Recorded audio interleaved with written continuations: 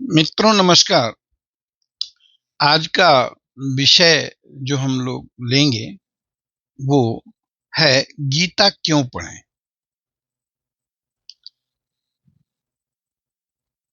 तो आइए सत्संग में प्रवेश करते हैं। उसके पहले भगवान का नाम ले लेते हैं। हरि ओम तत्सत। हरि ओम तत्सत। हरि ओम तत्सत। एक व्यक्ति जीवन में क्या चाहता है? स्वास्थ्य, विद्या, बल, समाज में यश, मान, बड़ाई, सुख, शांति, धन, अच्छी पत्नी, सुमित्र।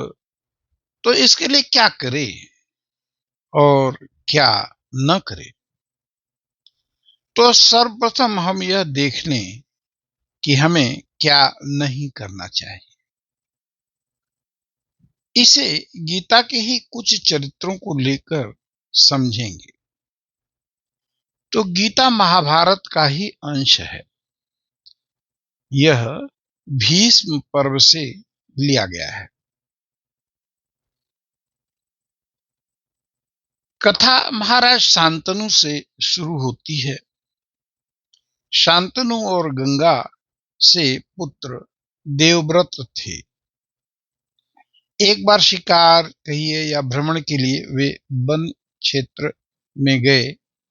देवव्रत भी साथ थे। वहां उनको केवट की कन्या सत्यवती से मुलाकात होती है।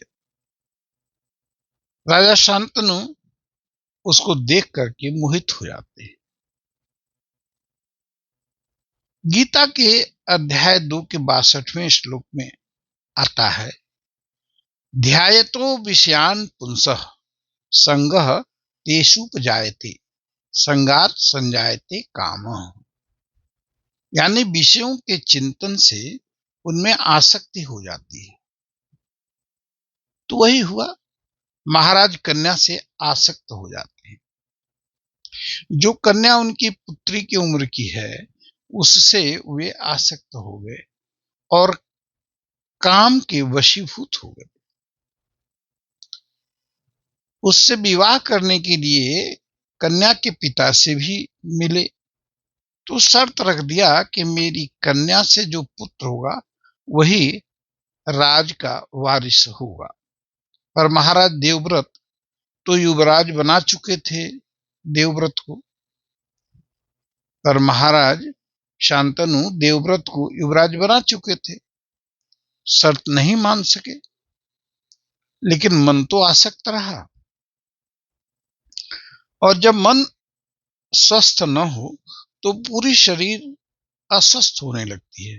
राजा बीमार रहने लगे। देवव्रत को पता चला तो उन्होंने शर्त मान ली, शादी भी नहीं करने का प्रण लिया और कन्या से पिता की शादी करवा दी। देवव्रत ने जो व्रत लिया उसमें यह भी था कि मैं राजा के सिंहासन से बंधा रहूंगा। यह कथा से हम सीखते हैं, इसको एक केस स्टडी के रूप में ले सकते हैं कि इंद्रियों पर हम संयम न रखें तो कितना बड़ा अनर्थ हो जाता है।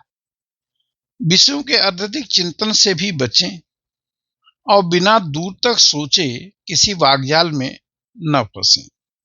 सिंहासन से बंधे रहने के कारण ही देवव्रत को न चाहते हुए परिवार से ही युद्ध करना पड़ा। तो स्वास्थ्य, विद्या, बल चाहते हैं तो विषय चिंतन और आवश्यकता से ज्यादा विषय चिंतन न करें। अब दूसरे पात्र को लेते हैं, दुर्योधन। ये विषय चिंतन करते हैं, भाई के राज पर भी अपना हक चाहते हैं, छल करते हैं। गीता आगे कहती है, कामात क्रोधो विजायते। कामना से क्रोध की उत्पत्ति होती है और कामना पूरी हो गई तो राग होगा और नहीं पूरी हुई तो क्रोध होगा।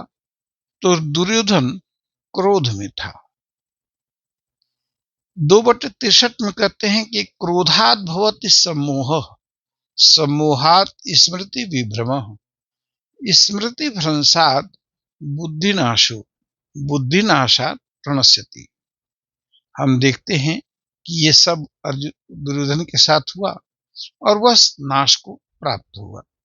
तो हमें क्रोध पर विजय पानी होगी। अगर हम ऊपर की सफलता चाहते हैं तो हमें कामना के ऊपर, क्रोध के ऊपर, इंद्रिय के ऊपर जो है बस अपना होना चाहिए। विवेक से हमें उसे गलत मार्ग पर जाने से रोकना होगा। अब हम देखेंगे कि कौन से वे दुर्गुण हैं जिससे व्यक्ति जीती हुई बाजी भी हार जाता है। तो आइए हम पुनः गीता का अवलोकन करें। तो पहली पॉइंट जो है वो यह है कि हमें किसी कार्य के लिए सलाहकार जो हम बनाएं वह योग्य व्यक्ति को बनाएं। अर्जुन और दुर्योधन के सेनाओं को अगर तुलना किया जाए तो अर्जुन बहुत कम सेना थी। 11 अक्षौणी सेना दुर्योधन के पास थी और 7 अक्षौणी सेना अर्जुन के पास थी। अर्जुन के पास सेना कम है मगर श्री कृष्ण जैसे सलाहकार है तो उनको विजेता होने में कोई उनको रोक नहीं पाया। जबकि दुर्योधन का सलाहकार शकुनी जैसा कुटिल व्यक्ति था। तो अजय योद्धाओं के रहते हुए भी और अधिक सेना के रहते हुए भी अर्जुन दुर्योधन हार गया। अहंकार व्यक्ति को जीतने नहीं देता, अतः विजेता बनना है तो अहंकार छोड़ना होगा, सबसे नम्रता का व्यवहार करना होगा। जहां युधिष्ठिर अति नम्र है वहीं दुर्योधन अति अहंकारी है। देखिए दुर्योधन गुरु द्रोण से क्या कहता है। 1/7 में कहते हैं अस्माकं तु विशिष्टा जे तान्निबोध द्विजोत्तम नायका मम सैन्यस्य संज्ञार्थम तान् ब्रवीमि। इसका भाव है कि हे ब्राह्मण श्रेष्ठ, अपने पक्ष में भी जो प्रधान हैं उनको भी आप समझ लीजिए। मेरी सेना के जो जो सेनापति हैं उनको बतलाता हूं।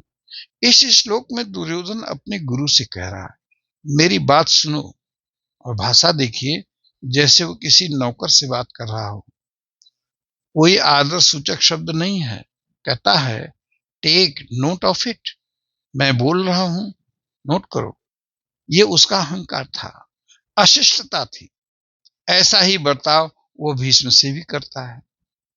चाहे महाभारत का युद्ध हो या हमारे व्यापार की टीम या हमारे ऑफिस की टीम या हमारे घर का माहौल या हमारे गांव का माहौल।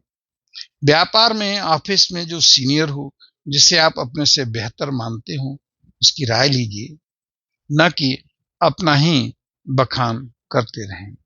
यहां हम दुर्योधन की शिकायत करने नहीं बैठे, पर जो अपने अंदर का दुर्योधन सिंड्रोम है उसे दूर करने के लिए इसे केस स्टडी के रूप में ले सकते हैं।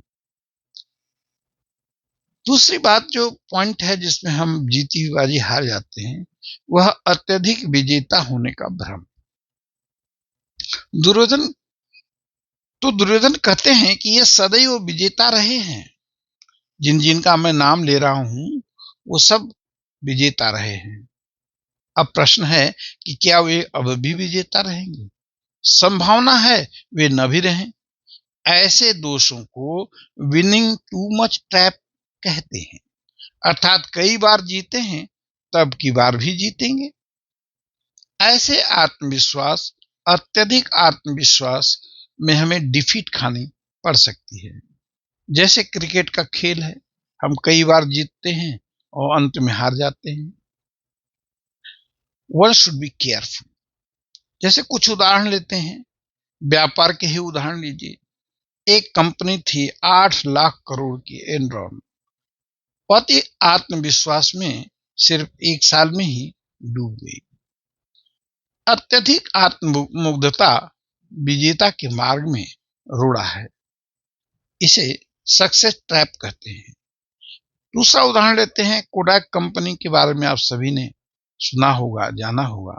उससे हम लोग कैमरे खरीदते थे, रील खरीदते थे। उसका मैनेजमेंट ये देख रहा था कि डिजिटल कैमरे मार्केट में आ रहे हैं। उसने स्वयं को अपडेट नहीं किया और कोडैक मार्केट से खत्म हो गया। क्या कारण था? अत्यधिक आत्मविश्वास। तो व्यक्ति को सफलता पानी है तो अत्यधिक आत्मविश्वास से बचना चाहिए। तो हम अपनी वाणी पर यही विश्राम देते हैं। आगे की वार्ता हम किसी दूसरे वीडियो में करेंगे। तब तक के लिए आप सभी को बहुत बहुत धन्यवाद। प्रणाम।